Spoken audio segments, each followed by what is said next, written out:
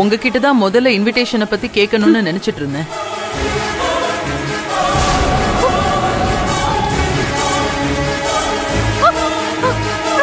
போடி அன்னபூரணி, என்ன பண்ற நீ?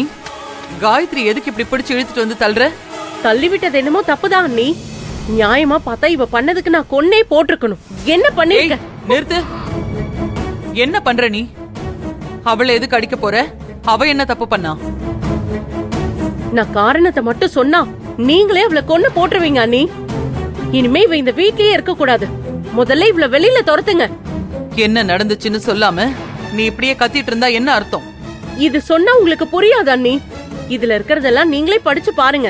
அப்பதான் என் கோவத்தோட நியாயம் என்னன்னு உங்களுக்கு புரியும். இந்தாங்க அண்ணி. பிச்சுடுவேன். இதுல இருக்கறதெல்லாம் நீங்க ரொம்ப நம்புறீங்களே உங்க பிள்ளை செழிய. இந்த காயத்ரி மேல காதல் கவிதை எழுதியிருக்கான். அவங்க 2 பேரும் லவ் பண்ணிட்டு இருக்காங்க. அன்னபூரணி, என்ன உளறு? ஐயோ, நான் உளரல அண்ணி. இதுல இருக்கறதெல்லாம் நீங்களே படிச்சு பாருங்க. உங்களுக்கே எல்லாம் புரியும்.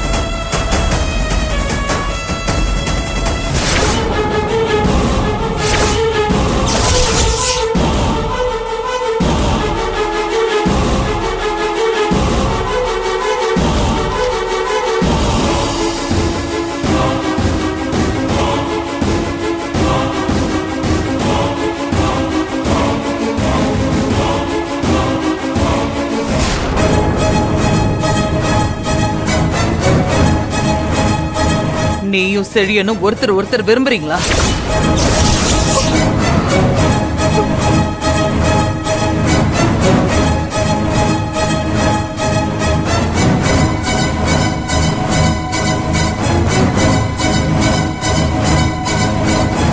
காயத்ரி, ஒண்ணுதான்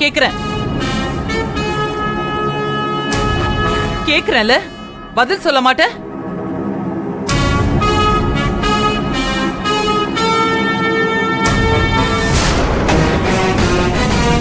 உங்களுக்குள்ள என்ன இருக்குன்னு கேட்டேன். ஒண்ணும் இல்ல மேடம். உங்க 2 பேருக்குள்ள ஒண்ணு இல்லாமயே அவன் உன்னை வர்ணிச்சு வரி வரியா எழுதி வச்சிருக்கான். உங்க 2 பேருக்குள்ள ஏதோ இருக்க போய் தானே எழுதிருக்கான். ஏய், இப்ப நீ உண்மைய சொல்ல போறியா இல்லையா? ஏய், கேக்குறாங்கல்ல, சொல்லுடி. ஏன் இப்படி குத்துக்கல்ல மாதிரி நிக்கிற?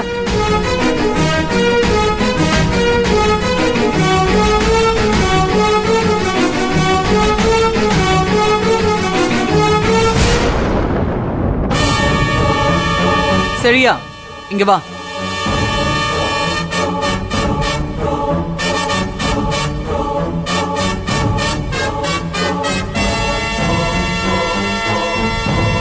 கேட்டா இவ சொல்ல மாட்டேங்கிறா. நீ சொல்லு, நீ இவள லவ் பண்றியா?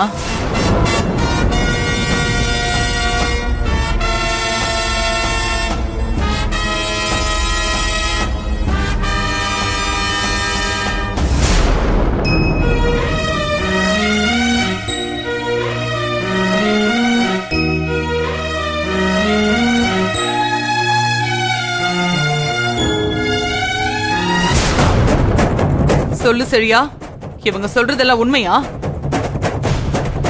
இது என்ன கேள்வி அண்ணி?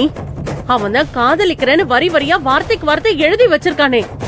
அவனை போய் காதலிக்கிறானான்னு இன்னும் கேட்டுட்டு இருக்கீங்க?